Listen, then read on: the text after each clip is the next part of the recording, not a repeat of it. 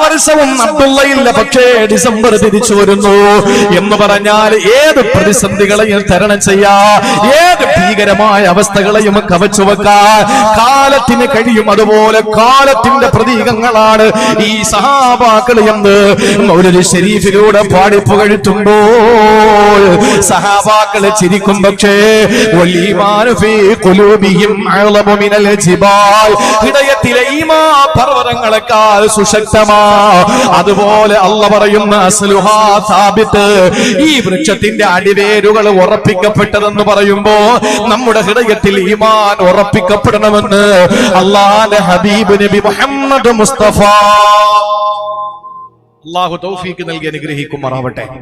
അല്ലാഹു തൗഫീഖ് നൽകട്ടെ. ഏത് പ്രതിസന്ധിയിലും കുലുങ്ങാതെ പിടിച്ച് കൽപ്പോടെ നിൽക്കാൻ അല്ലാഹു തൗഫീഖ് നൽകട്ടെ.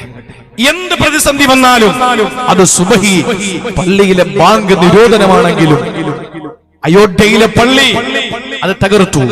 അതിനുശേഷം ഇവിടെ കാശ്മീരിന്റെ അവിടത്തെ അവകാശങ്ങൾ നിഷേധിച്ചു. അതിനുശേഷം മുത്തലാഖ് ബില്ല് പാസ്സാക്കിയെടുത്തു. ഇനിയും രാജ്യത്തിന്റെ ഏറ്റവും പ്രമുഖനായ മന്ത്രി പറയുന്നു, ഇനി അടുത്തത് ഏകീകൃത സിവിൽ കോഡാ, ഏക സിവിൽ കോഡാ.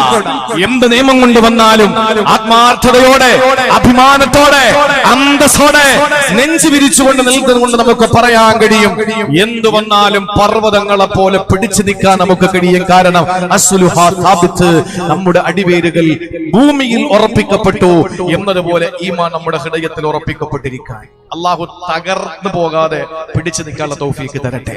അത് സ്വകാര്യ വിഷമങ്ങളിലും അത് എന്ത് ബുദ്ധിമുട്ടുകളിലായാലും അല്ലാഹു പിടിച്ചു നിൽക്കാനുള്ള തൗഫീഖ് നൽകി അനുഗ്രഹിക്കുമാറാവട്ടെ. ആ നിയ്യത്തിൽ ഇൻഷാ അല്ലാഹ് നിങ്ങളുടെ പോക്കറ്റിലുള്ളതിൽ ഏറ്റവും ഒരു വലിയ നോട്ടെടുത്ത്, ഏറ്റവും വലിയ നോട്ടെന്ന് പറഞ്ഞാൽ കൂടുതലൊന്നും ഇപ്പൊ ഇല്ലല്ലോ, നിങ്ങളുടെ